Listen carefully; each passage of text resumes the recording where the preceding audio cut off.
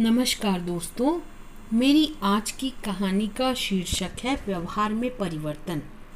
धनीराम नाम का एक व्यक्ति था जो अपनी पत्नी कौशल्या के कंजूसी भरे स्वभाव से बहुत परेशान रहता था। वह लाख चाहते हुए भी अपनी मर्जी से एक ढेला भी खर्च नहीं कर सकता था। एक दिन वह निराश और उदास अवस्था में बाजार से गुजर रहा था। तभी अचानक उसकी मुलाकात अपने पुराने मित्र सुंदर से हो गई।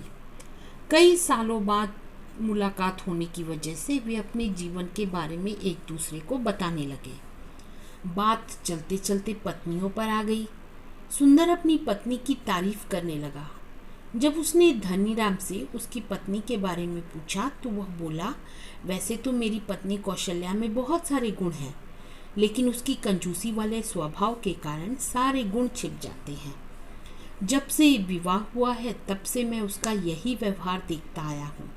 समझ नहीं आता कि उसे कैसे समझाऊं कि कभी कभी जमा धन को खर्च भी करना चाहिए। धनीराम की बात सुनकर सुंदर ने उसे अपने घर ले जाने को कहा। धनीराम उसे अपने घर ले गया।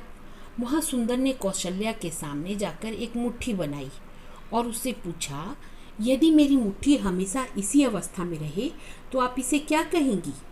कौशल्या बोली, मुझे लगेगा जैसे आपके हाथ को लकवा मार गया है।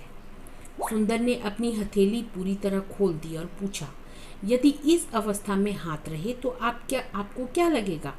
कौशल्या ने कहा, मुझे तब भी लकवा ही लगेगा। सुंदर बोला, आप भी कुछ इसी तरह के लकवे का शिकार है। मैं कुछ समझी नहीं, कौशल्या ने आश्चर्य से पूछा। सीधी सी बात है, जब हाथ एक अवस्था में रहे तो आपको लगेगा कि उसे लकवा मार गया है। इसी तरह आपके व्यवहार को भी लकवा हो गया है। विवाह से लेकर आज तक आपने कंजूसी करने वाला एक ही व्यवहार अपना रखा है। यदि आप स्वस्थ हैं तो अपने व्यवहार में परिवर्तन लाइए। यह कहकर सुंदर वहाँ से चला गया। कौशल्या समझदार थी। वो सुंदर के कहने का अर्थ समझ गई और कंजूसी का व्यवहार छोड़ दिया। अब वह खर्च भी करती और बचत भी।